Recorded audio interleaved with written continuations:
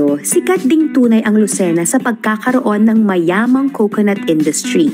Known as a tree of life, bawat bahagi ng punong ito ay pwedeng magamit o makatulong sa buhay ng tao.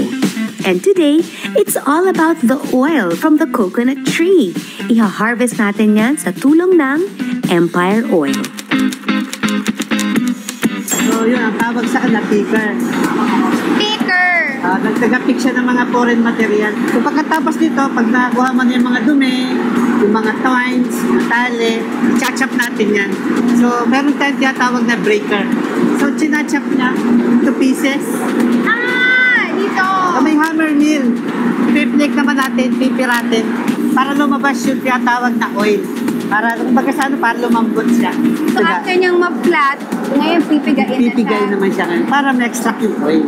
So yung oil na yan, ipipilter na yan.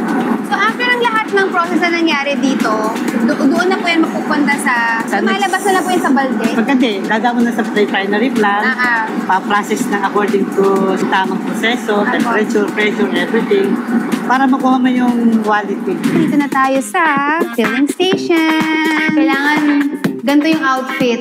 Yes po. Parang surgeon.